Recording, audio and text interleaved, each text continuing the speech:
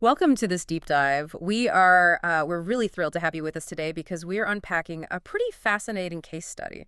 It looks at hands-on learning, smart project design, and, well, the kind of spontaneous community connections that can just completely change a young person's trajectory. Yeah, it really is a phenomenal slice of everyday life to examine. Because, on the surface, it reads like this very simple narrative about buying fruit plants. Right, just a trip to the store. Exactly. But when you look closely at the interactions, there is just a tremendous amount of rich detail concerning how we make decisions, how we learn through doing, and how local businesses can actually serve as these informal classrooms. So let's give you the lay of the land to start. Our source material today focuses on two 11-year-old boys, Kesser and Steen. They're currently enrolled in a school course called Nature and Innovation. Which is a great name for a class, by the way. It really is. And as part of their coursework, they aren't just, sitting behind desks reading textbooks. They are actually out in the field. Right now, that field happens to be a local garden center's nursery. Right. They are looking for plants, and they end up striking up a conversation with a seasoned local worker. Throughout our sources, he is affectionately referred to simply as my man in the green shirt. And honestly, that detail alone paints such a vivid picture. I mean, we all know a version of this local expert. Oh, definitely. It's the person who has been working with the soil, the seasons, the inventory for years. They don't just sell products. They hold this wealth of practical, lived experience that you just cannot simply Google. And the hook for today's deep dive is that this interaction is not just about two kids picking out some fruit to stick in the dirt. As we follow Kesser and Steen through the nursery, we are going to extract some absolute masterclasses in how to design a project with a very specific end goal in mind. Yeah. We will explore the honestly hilarious realities of long-term garden maintenance, and we'll dissect this surprise business proposition that emerges right in the middle of the plant aisles. And if you listen closely to the mechanics of what these 11-year-olds are doing, you will likely spot direct applications to your own life. The challenges they face in that garden center are really just miniature versions of the same hurdles adults face in professional development, team management, personal projects, you name it. So, to kick things off, let's look at the first part of their journey.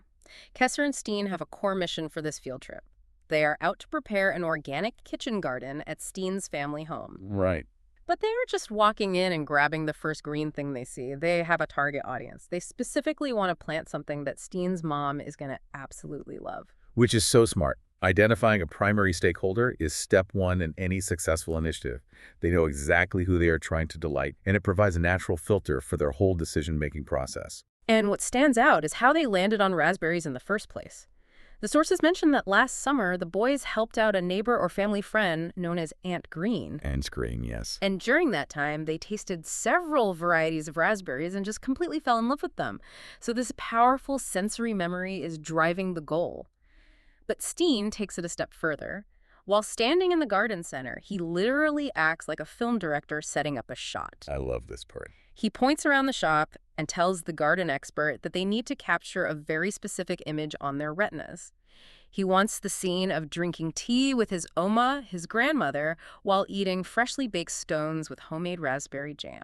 That specific visualization is arguably the most sophisticated project management technique they employ all day. Yeah. Oh, absolutely.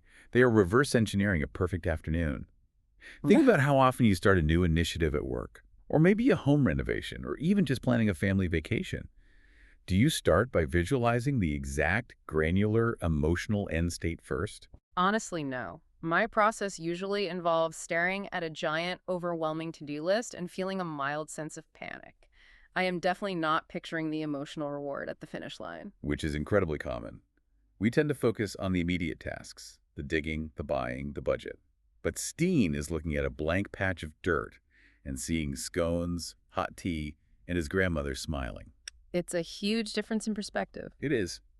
In the business world, we frequently hear the phrase begin with the end in mind, but it is rarely executed this well. By anchoring their agricultural project to a highly emotional, sensory-rich outcome, they are building a motivational buffer. When the physical work gets tiring, They aren't just growing roots and stems. They are working toward that afternoon tea. Having that vision is a great starting point, but eventually you do have to face the physical reality of the store you are standing in. And the reality of this particular nursery is pretty intimidating. The man in the green shirt gives them a fair warning. He does. He tells the boys that there is an absolute ocean of types and variants of raspberries available. And that word ocean perfectly encapsulates what psychologists call choice paralysis. When you are faced with a massive array of options, especially in a domain where you lack formal expertise, the cognitive load becomes immense. Oh, I've been there. We all have. If you have ever stood in an aisle at a hardware store staring at 40 different shades of white paint, not knowing which one works for your bathroom, Yes, exactly. you have experienced exactly what these kids are feeling looking at rows of dormant raspberry canes. The easiest choice in those moments is often to make no choice at all and simply abandon the project entirely. Okay, let's unpack this. Because the garden expert does not let them drown in that ocean. He steps in to guide the process. He walks them over to a specific row of plants and introduces them to a variety called Autumn Bliss. Autumn Bliss. Right. And he specifically recommends this plant for beginners who want a guaranteed success in their very first gardening season. And the sources note he does this with a knowing smile because he has already picked up on Steen's impatience. That is a wonderful demonstration of reading an audience. The local expert understands he is not talking to master horticulturists who want a 10-year challenge. He is talking to 11-year-old boys who want reliable results. He tailors his technical knowledge to match their psychological needs perfectly. So Steen, being a modern student, immediately pulls out his phone to verify the recommendation. He literally Googles Autumn Bliss right there in the nursery aisle. Naturally. So what does he actually find out about this plant that makes it the perfect choice? Well, the stats he pulls up validate the recommendation perfectly. According to his search, Autumn Bliss is highly popular, it is a very healthy plant, and crucially, it is self-pollinating. But the most important statistic he finds relates to its timeline. The harvest time. Right. The plant delivers large, juicy, dark red berries starting in mid-August and continuing all the way through to October. I'm curious about that timeline aspect. Why does it matter so much that it fruits from mid-August to October? Does that just mean more time to eat them? It does mean a longer harvest, yes. But the real genius here ties back to their nature and innovation class. The timing is a strategic defense mechanism. Because these berries ripen late in the season. Oh, they avoid the bugs? Exactly. They naturally avoid getting worms. Wait, so this is biological selection. Just to make sure we're on the same page, you mean they are solving a pest problem simply by picking a plant that operates on a different biological clock than the pests themselves? Precisely. It is an elegant, low-intervention solution. Think about the standard approach to agricultural pests. You might use chemical pesticides, which these boys want to avoid for their organic kitchen garden. Right, because it's for Steen's mom. Exactly. Right. Or you might build complex netting and physical barriers, which takes time and money. Instead, they are innovating through biological selection. They're choosing a plant whose natural fruiting cycle simply bypasses the primary life cycle of common agricultural pests. It guarantees a high yield of fruit with almost zero defensive effort. That really is innovation in its purest form, just letting nature do the heavy lifting. And that yield is going to get a massive boost anyway because the boys reveal they have access to Oma's secret weapon. They plan to use her seaweed compost. Seaweed compost is a fantastic organic accelerator. It is packed with micronutrients. So they have engineered a pest-resistant timeline, and they have secured a nutrient-rich fertilizer. They are setting themselves up for a massive harvest. But securing the harvest brings us to another major hurdle. And honestly, this leads to one of the funniest moments in the source material. We need to talk about the long-term maintenance of these plants, or what we can call the lawnmower strategy. This is where we see family dynamics intersect with project management. So Steen asks the man in the green shirt what makes this Autumn Bliss variety so special on a day-to-day basis. The man explains that they are incredibly fast to prune. Now, when I think of pruning, I picture standing out in the sun with tiny shears, delicately snipping individual branches for hours. It's tedious work. Very. But the expert explains that this specific plant only requires you to cut all the shoots completely down to the soil surface every March. Steen's reaction is fantastic. He says, well, you just mow them over with a lawnmower? Oh, man. My dad loves them already. I know it. It is a hilarious visual, but it also brings up a critical concept known as stakeholder management. We established earlier that Steen's mom is the primary stakeholder. She's the person they're designing the outcome for. Wow. But the dad is clearly a secondary stakeholder. Oh, yeah. He's the one who owns the yard, owns the lawnmower, and is highly likely to be dragged into the maintenance work when the boys inevitably get busy with school or other hobbies. The dreaded weekend yard work. Anyone with a yard knows the feeling of staring out the window on a Saturday morning, dreading the upkeep. Right. And by choosing a heavily robust, low-maintenance option that can literally be mowed over once a year, the boys are smartly securing buy-in from Steen's dad. In any collaborative environment, minimizing friction is the key to longevity. If a system is tedious, delicate, or demanding to maintain, it will eventually be abandoned. It just becomes a chore. Exactly. But if the maintenance protocol is just running a lawnmower over the dirt for 30 seconds in March, you instantly convert a reluctant participant into an enthusiastic partner. The dad is probably going to be out there revving the lawnmower engine on February 28th, just waiting for the calendar to turn over. No doubt. But this incredibly fast-growing, robust nature of the Autumn Bliss leads Steen to ask a very practical follow-up question.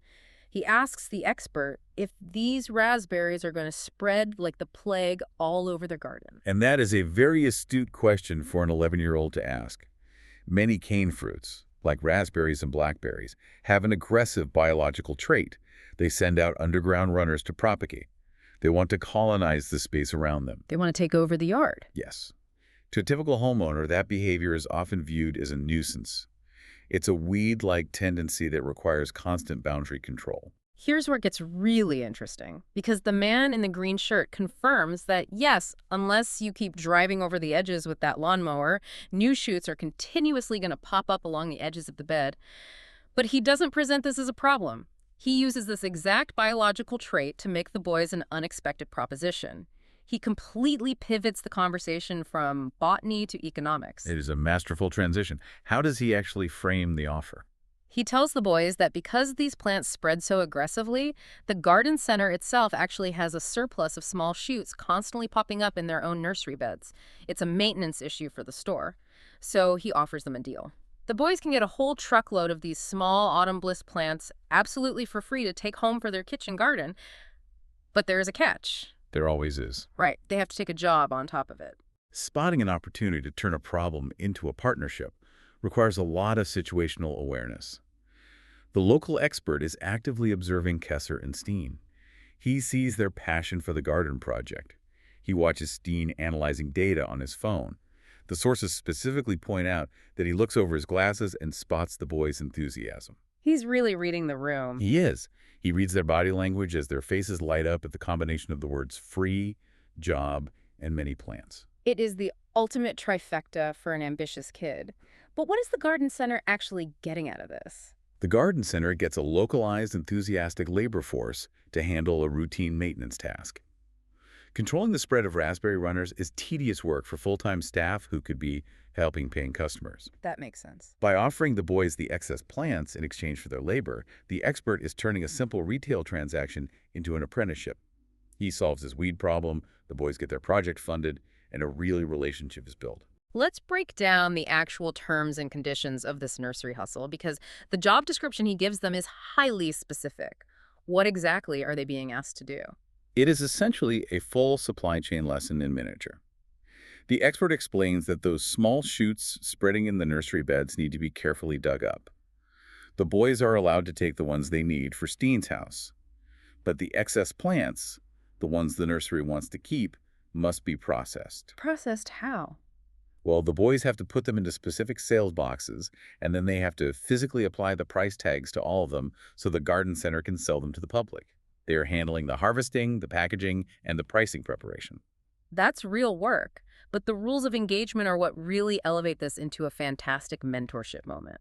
The man in the green shirt does not just hand them a shovel and walk away. He sets very firm boundaries. He does. He makes it clear that they will be paid for this work, but there are strict conditions. They are only allowed to work after school, and they can only come into the nursery when their homework is completely done. He makes it explicit that school comes first. Those boundaries are crucial. He's establishing professional accountability.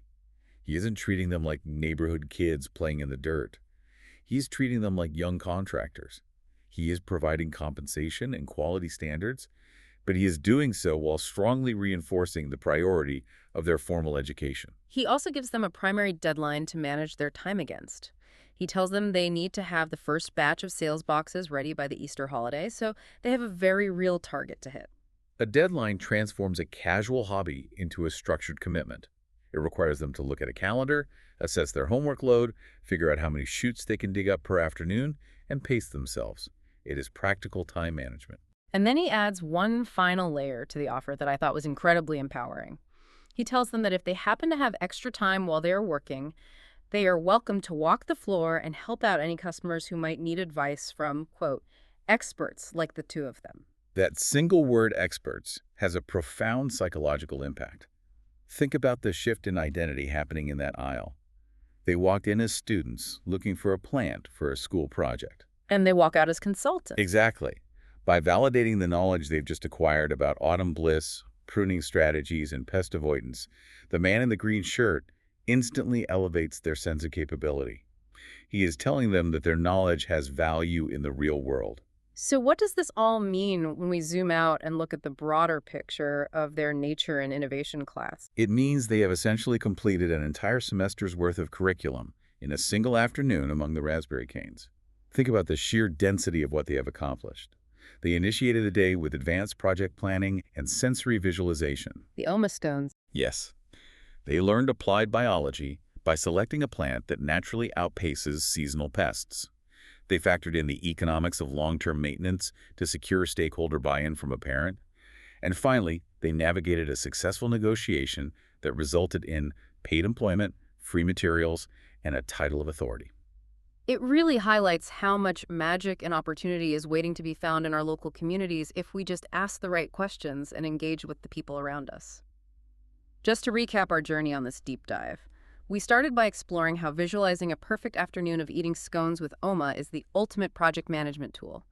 We unpacked how selecting the Autumn Bliss variety was a brilliant biological hack for dodging seasonal worms, while keeping Steen's dad happy with a once-a-year lawnmower pruning strategy. A huge win for the dad. Oh, absolutely. And we watched a simple question about aggressive root systems turn into a fully fledged after-school supply chain job, complete with pricing tags and an Easter deadline. It is a phenomenal case study in following your curiosity, and it leaves us with something quite profound to ponder as we wrap up. When we look closely at how much Kesser and Steen absorbed, simply by engaging in a genuine conversation with a passionate local expert, it begs a much larger question. What's that? What if this kind of hands-on, community-based apprenticeship, where young people are given real responsibilities, firm boundaries, and the respect of being called an expert, is actually a far more effective model for teaching the mechanics of economics, ecology, and responsibility than any traditional classroom setting ever could be? That is a fantastic and challenging thought to leave on. There is so much to be learned when we step outside and get our hands a little dirty. Thank you so much for joining us on this deep dive today. We hope you take these insights into your own projects, stay curious, and perhaps find an opportunity to plant some raspberries of your own. Take care and keep exploring.